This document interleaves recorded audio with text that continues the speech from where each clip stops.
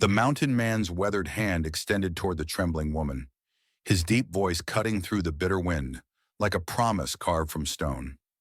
"Come with me," he said, his eyes reflecting both the dying light of day and something deeper, something that spoke of tables laden with warmth and sustenance. "I'll fill your table tonight." The words hung in the frigid air between them, heavy with meaning that neither fully understood yet, while behind them the general store's door remained firmly shut, its owner's cruel rejection still echoing in the woman's ears. She stood there, clutching her empty basket, her children's faces haunting her thoughts, and felt the weight of a decision that would change everything.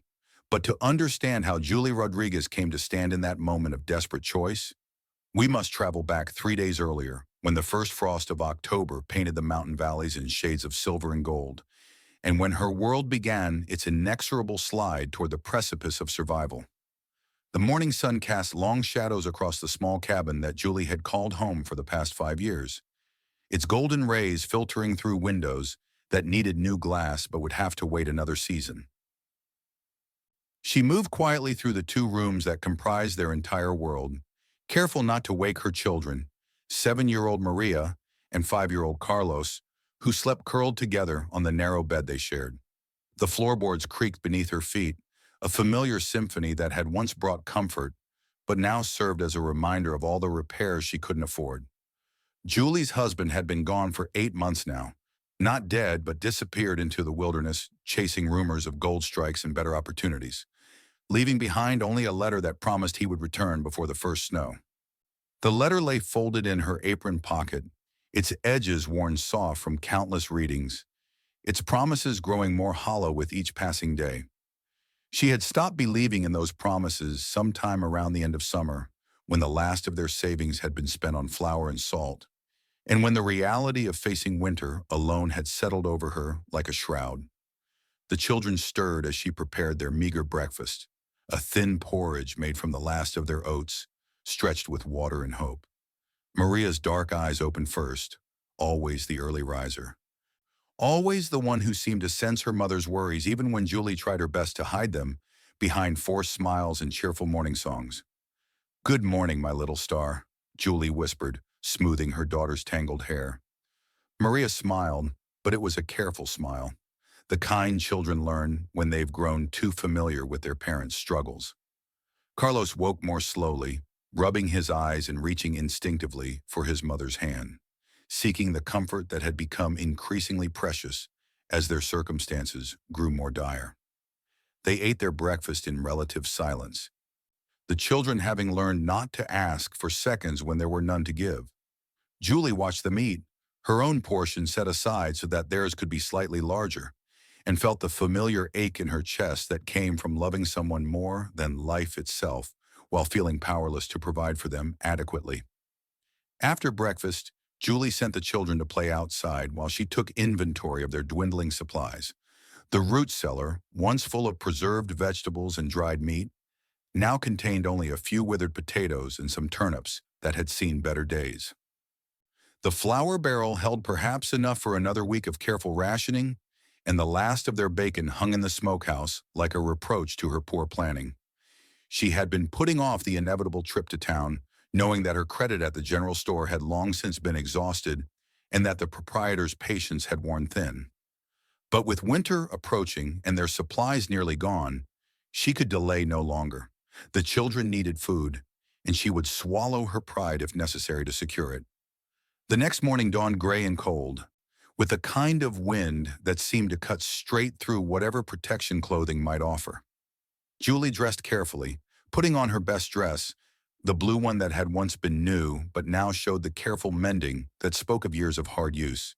She braided her long black hair and pinned it up in the style she had worn as a young bride, hoping that presenting herself with dignity might somehow influence the outcome of her mission.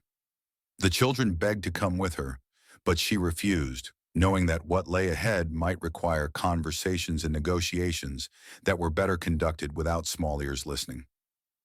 She left them with their neighbor, Mrs. Patterson, an elderly widow who understood the struggles of raising children alone and who never asked uncomfortable questions about Julie's increasingly frequent requests for help.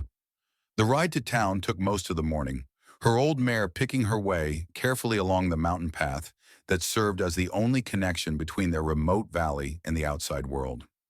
The trees had turned their autumn colors, creating a tapestry of red and gold that would have been beautiful under different circumstances. But Julie saw only the approaching winter in every falling leaf, felt only the urgency of her mission in every mile that passed beneath her horse's hooves. The town of Cedar Falls had grown considerably since she and her husband had first arrived, drawn by promises of opportunity and the kind of fresh start that seemed possible only in the untamed territories of the American West. What had once been a collection of rough buildings and ambitious dreams had evolved into a proper settlement, complete with a main street lined with businesses and a social hierarchy that Julie found herself increasingly excluded from as her circumstances declined. She tied her mare to the hitching post outside Morrison's general store and took a deep breath, steeling herself for what was to come. The store was busy with the usual pre-winter rush of customers stocking up on supplies, and she waited patiently for her turn, listening to the conversations around her and trying to ignore the way some of the other women looked at her with a mixture of pity and judgment. When her turn finally came, she approached the counter with as much dignity as she could muster. Mr. Morrison, a thin man with pale eyes and the kind of mustache that suggested self-importance, looked up from his ledger with an expression that immediately told her this conversation would not go well. "I need supplies for the winter," she began, her voice steady despite the nervousness that made her hands tremble slightly. "Food for my children, some basic necessities. I can pay you back in the spring when my husband returns." Morrison's expression hardened, and he made no effort to lower his voice as he responded. "Mrs. Rodriguez, your account is already overextended. I've been more than patient, but I'm running a business, not a charity. I can't continue to extend credit to someone with no means of payment." The words hit her like physical blows, made worse by the fact that every conversation in the store had stopped, every pair of eyes now focused on her humiliation. She felt the heat rise in her cheeks, but forced herself to maintain her composure. "My husband will return," she said quietly.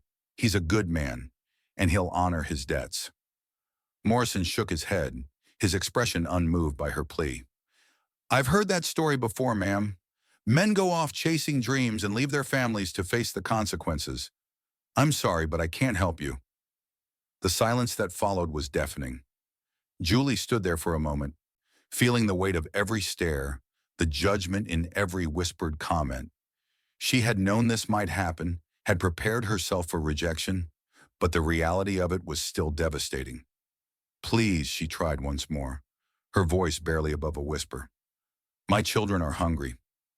"Then perhaps you should have thought of that before your husband abandoned you," Morrison replied coldly.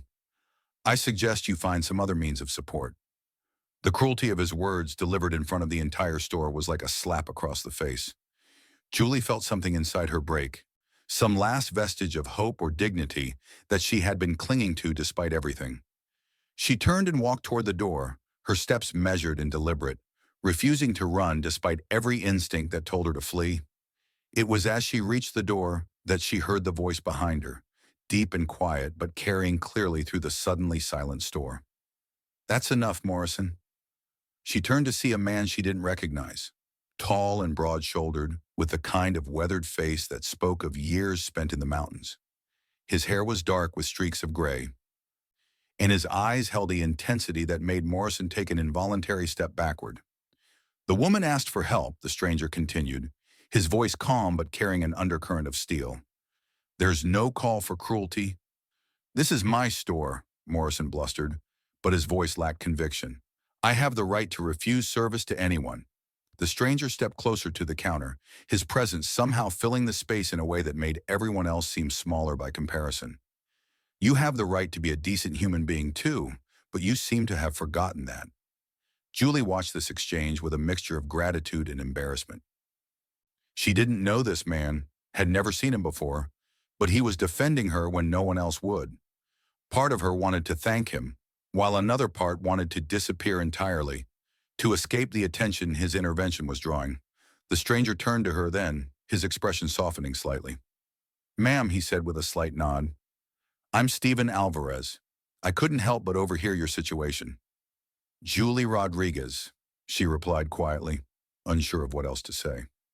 Stephen studied her for a moment, taking in the careful mending of her dress, the pride in her bearing, despite her obvious distress, the way she held herself with dignity, even in the face of such public humiliation.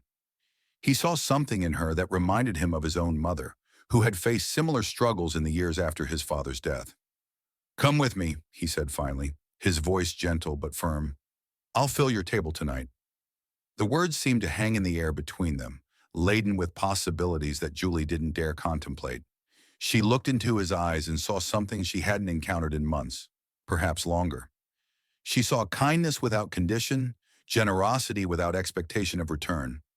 I don't know you, she said carefully, aware that the entire store was listening to every word. No, Stephen agreed, but I know what it's like to be hungry, and I know what it's like to watch people you care about go without. Sometimes that's enough. Julie felt tears threatening and blinked them back fiercely. She had cried enough in private. She would not give Morrison and his customers the satisfaction of seeing her break down completely. Why would you help me, she asked. Stephen was quiet for a moment, considering his answer. Because someone should, he said simply. Because it's the right thing to do. Because those children you mentioned deserve better than this. The simple honesty of his response nearly undid her completely. She had grown so accustomed to suspicion and judgment that genuine kindness felt almost foreign. I have nothing to offer in return, she said. I'm not asking for anything in return, Stephen replied. Just trust me enough to let me help. Julie looked around the store one more time, taking in the faces of people she had once considered neighbors, people who had watched her humiliation without offering a word of support or comfort. Then she looked back at Stephen, this stranger who had stepped forward when no one else would. All right, she said quietly. Thank you. Stephen nodded and moved to the counter, pulling out a leather pouch that clinked with the sound of coins. He began selecting items from Morrison's shelves: flour and sugar, coffee and bacon, dried beans and rice, salt and other necessities. Morrison watched nervously as the pile grew, clearly torn between his desire to refuse the stranger's business and his need for the revenue. Add it all up, Stephen said when he had finished gathering supplies, and include whatever Mrs. Rodriguez was planning to purchase. Morrison's hands shook slightly as he calculated the total, a sum that represented more money than Julie had seen in months. Stephen paid without hesitation, counting out coins with the casual ease of someone for whom such amounts were not a hardship. I'll help you load these supplies, Stephen said to Julie, gathering several of the heavier items. Do you have transportation? My horse and cart are outside, Julie replied, still somewhat dazed by the turn of events. They worked together in silence, loading the supplies into her small cart while the people of Cedar Falls watched from windows and doorways. Julie was acutely aware of their scrutiny, but for the first time in months, she didn't care. Her children would eat well tonight, and for now, that was all that mattered. When the last of the supplies had been loaded, Stephen turned to her with an expression that was both serious and kind. Mrs. Rodriguez, he said, I live about 5 miles north of here, up in the high country. It's not an easy life, but it's honest work, and there's always enough food on the table. If you ever find yourself in need of help again, you're welcome to come find me. Julie felt her throat tighten with emotion. I don't know how to thank you, she said. Take care of those children, Stephen replied. That's thanks enough. He mounted his horse, a sturdy bay that looked as capable and reliable as its owner, and prepared to ride away. But Julie called out to him, suddenly desperate not to let this moment end without understanding it better. Mr. Alvarez, she said, why did you really help me? Stephen paused, considering his answer carefully. Because I've been where you are, he said finally. Because I know what it's like to face winter alone with no resources and no hope. Because someone helped me once, when I needed it most, and I've never forgotten the difference it made. Who helped you? Julie asked. An old mountain woman named Sarah, Stephen replied, his voice soft with memory. Found me half frozen and starving when I was barely older than your boy. Fed me, gave me shelter, taught me how to survive in these mountains. Never asked for anything in return except that I passed the kindness along when I had the chance. Julie felt tears threatening again, But this time they were tears of gratitude rather than despair. She watched as Stephen rode away, disappearing into the afternoon shadows, and wondered if she would ever see him again. The ride home seemed shorter somehow, despite the heavy load her cart now carried. The children were waiting for her when she arrived, their faces lighting up as they saw the supplies she had brought back. "Mama, did you buy all this food?" Maria asked, her eyes wide with wonder. "A kind man helped us," Julie explained, beginning to unload the cart with her children's eager assistance. "His name is Mr. Alvarez, and he wanted to make sure you had enough to eat." "Is he coming for dinner?" Carlos asked hopefully. "Not tonight," Julie replied, "but maybe someday." That evening, as they sat down to their first full meal in weeks, Julie found herself thinking about Stephen Alvarez and his simple act of kindness. She had been so focused on survival, so consumed by the daily struggle of providing for her children, that she had almost forgotten what it felt like to be treated with genuine compassion. The children ate with the enthusiasm of youth, chattering about their day and making plans for tomorrow, their earlier worries forgotten in the face of full bellies and their mother's improved spirits. Julie watched them and felt something she hadn't experienced in months, a sense of hope that perhaps their situation might improve, that perhaps they weren't as alone as she had believed.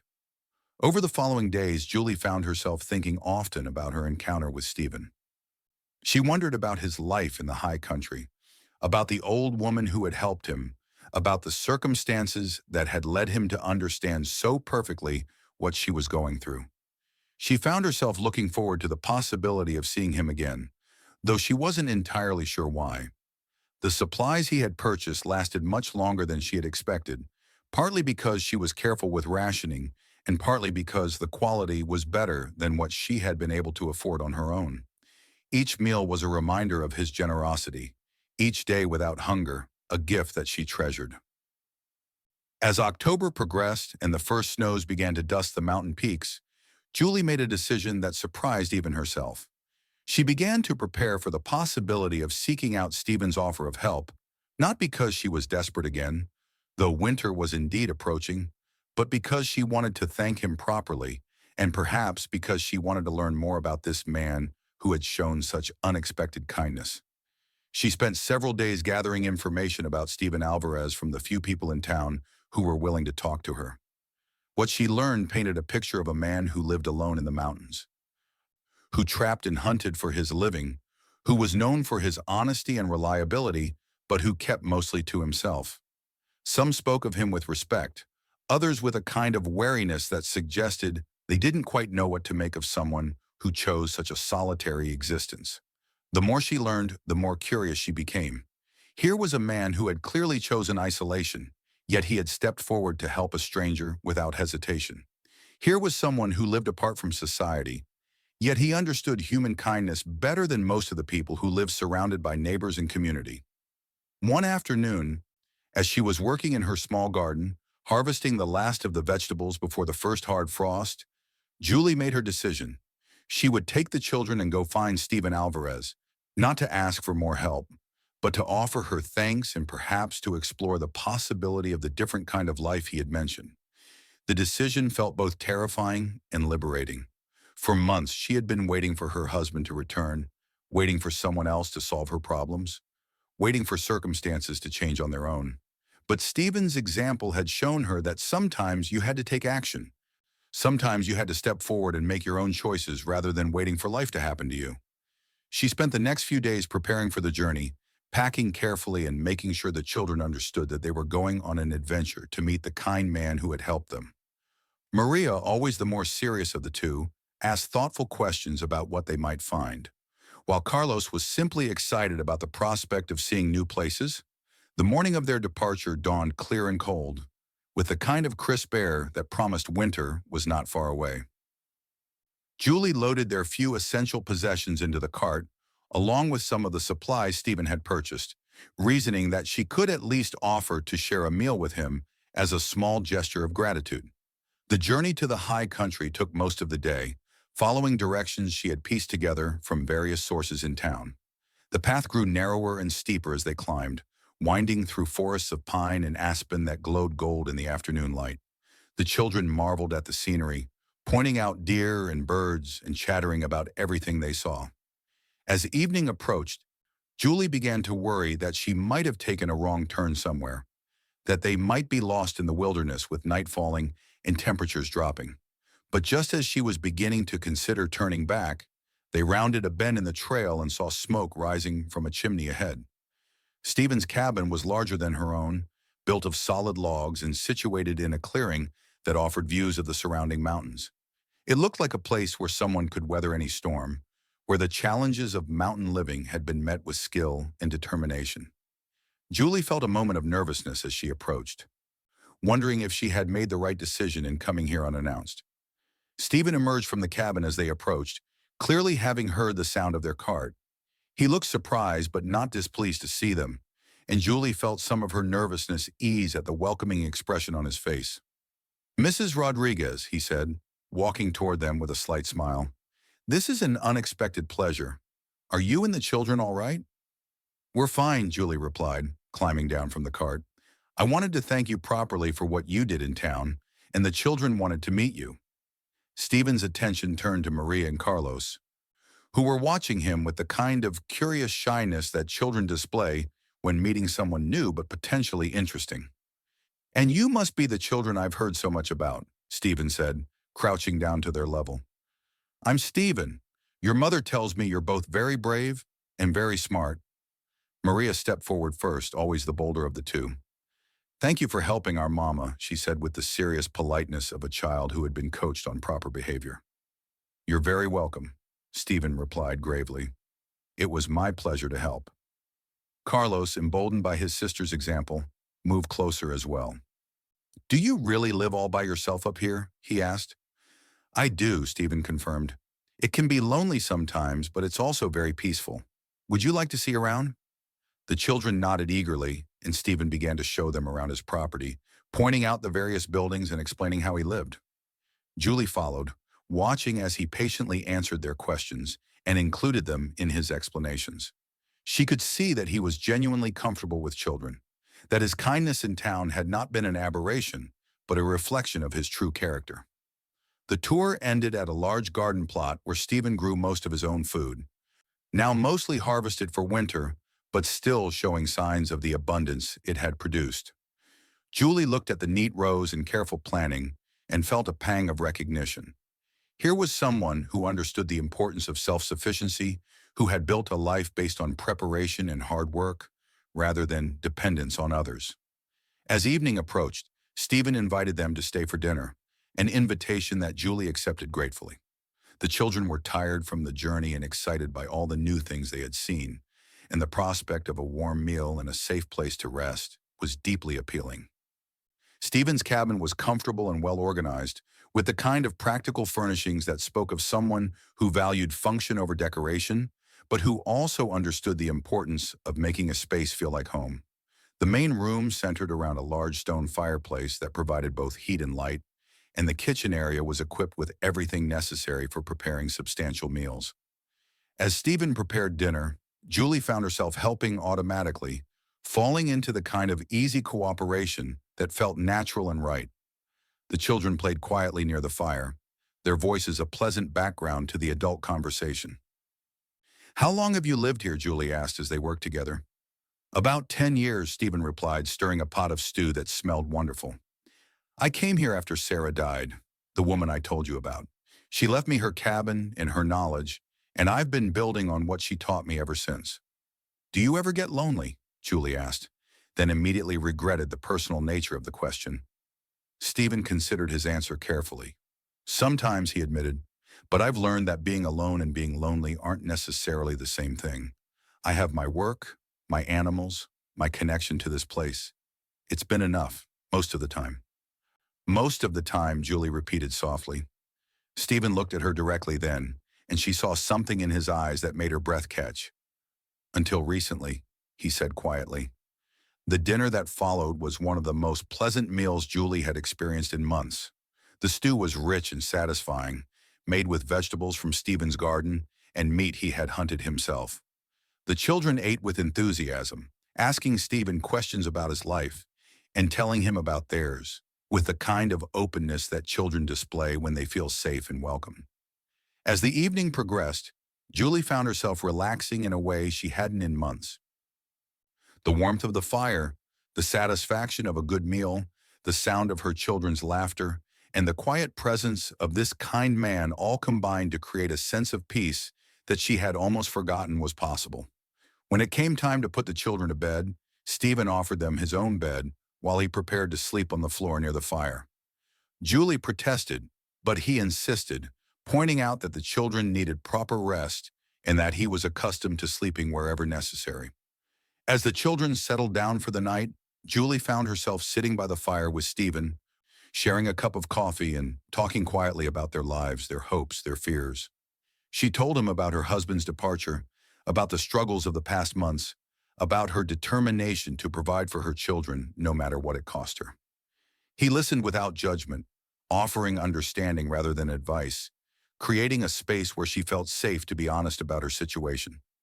In return, Stephen shared something of his own story about the years of wandering that had brought him to these mountains, about the old woman who had saved his life and taught him how to live with dignity and purpose, about the satisfaction he found in a life built on self-reliance and connection to the land. "I've been thinking," Julie said finally, gathering her courage to voice the idea that had been growing in her mind throughout the evening, "about what you said in town, about honest work and having enough food on the table. Is that offer still open?" Stephen looked at her seriously, understanding the weight of what she was asking. "It would mean leaving your cabin," he said, "starting over in a place that's more isolated than what you're used to. The work would be hard and the winters are long and cold." "I'm not afraid of hard work," Julie replied, "and isolation might be better than the kind of community I've been experiencing in town." "What about your husband?" Stephen asked gently. "What if he comes back?" Julie was quiet for a long moment, considering her answer. "If he comes back," she said finally, "he'll find a note telling him where we've gone. But I can't keep waiting for someone who may never return while my children go hungry and I lose everything we've built." Stephen nodded slowly, understanding the courage it took to make such a decision. "There's a smaller cabin about a quarter-mile from here," he said. "It needs some work, but it's sound. You and the children could live there, and we could share the work of the place.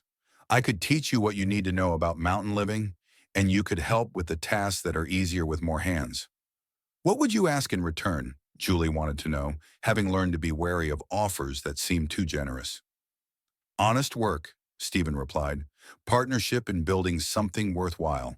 The kind of life where children can grow up safe and fed and proud of what their family has accomplished." Julie felt tears threatening again, but this time they were tears of hope rather than despair. She looked around the warm cabin, thought about her children sleeping peacefully in the next room, considered the possibility of a life where she didn't have to face every challenge alone. "Yes," she said quietly. "Yes, I think I'd like that very much." Outside, the wind picked up, rattling the windows and reminding them both of the winter that was coming. But inside, by the warmth of the fire, two people who had found each other in a moment of crisis began to plan for a future that neither had imagined possible just a few days before. It was a future built on kindness and mutual respect, on shared work and common purpose, on the understanding that sometimes the best families are the ones we choose, rather than the ones we're born into. "Come with me," Stephen had said in that moment of crisis in the general store. "I'll fill your table tonight." But as Julie drifted off to sleep that night, she realized that he had offered something far more valuable than a single meal. He had offered her a chance to fill her life with purpose, dignity, and hope. And tomorrow they would begin the work of building that life together,